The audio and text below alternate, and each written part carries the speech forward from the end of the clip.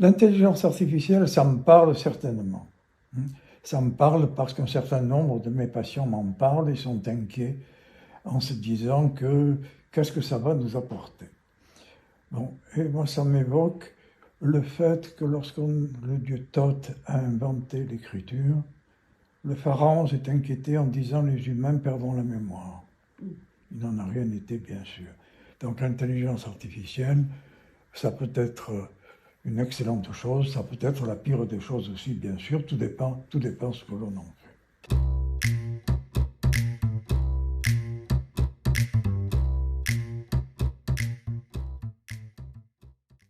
Pour Lacan, il n'y a pas de progrès.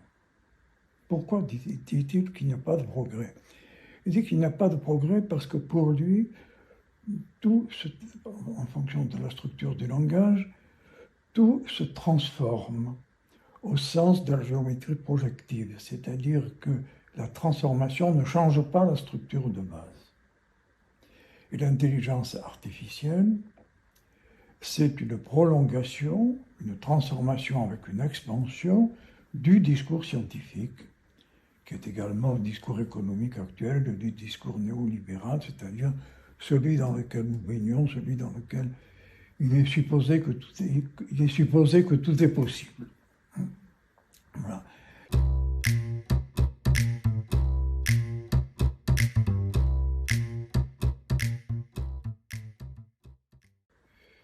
Alors, effectivement,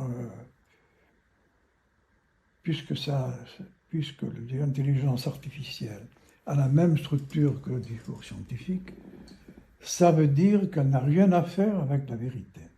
C'est pas pour rien que notre époque est une époque de la post-vérité.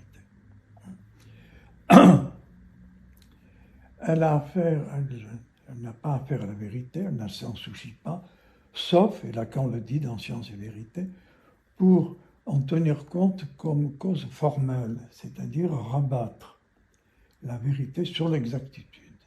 Elle tient compte de l'exactitude, mais l'exactitude n'est pas la vérité. Alors, ce qui m'intéresse dans l'intelligence artificielle, c'est qu'elle utilise des algorithmes binaires.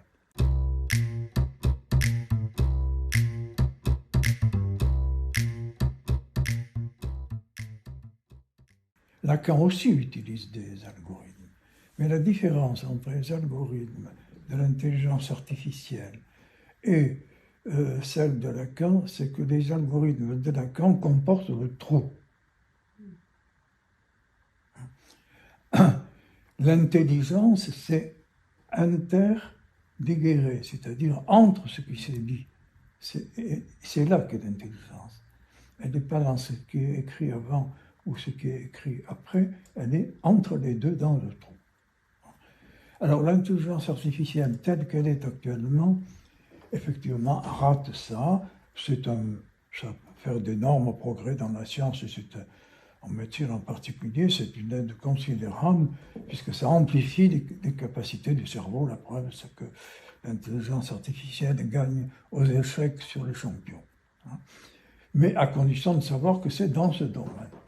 Alors, ce qui m'a intéressé, moi, il y a eu un article le 17 janvier de cette année dans Le Monde d'un certain Yann LeCun, j'avais jamais entendu parler, qui, paraît-il, était jusqu'à présent le grand chef de l'entreprise Meta, et qui a démissionné pour créer sa propre entreprise en annonçant une nouvelle révolution de l'intelligence artificielle. Et j'ai relevé dans son propos cette phrase, qui est très ambiguë, la substance de la pensée n'est pas dans le langage. Alors, je pense qu'il l'interprète comme l'interprète un neuroscientifique, à savoir qu'il pense que le langage est sécrété par le cerveau et que c'est en explorant le cerveau qu'on comprendra quelque chose au langage.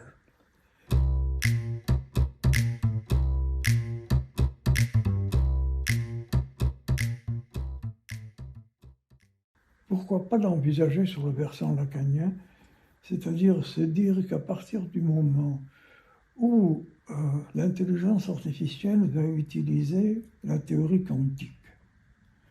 La théorie quantique inclut le hasard. Et donc, se rapproche davantage, elle inclut le trou, elle inclut la rencontre avec le réel. Bon. Ceci dit, on peut interpréter cette phrase en disant, sur un mode lacanien, il y a l'autre du langage qui a une matérialité mais qui n'a pas de substance, et la substance c'est le corps sur lequel s'écrit le langage. L'analyse consistant à apprendre à l'analyseur à lire ce qui s'écrit sur le corps. Et Lacan nous a montré toute l'importance du corps. J'aime bien que ce soit plutôt sur le premier versant que sur le second que les choses s'impliquent, et qu'au fond, la grosse difficulté que je crois est indépassable et qui est plutôt de l'ordre de l'impossible, c'est l'implication subjective qui est exclue de l'intelligence artificielle, même si un jour on y inclut le hasard. L'intelligence artificielle ne fait pas de lapsus. Oh, formidable. Voilà.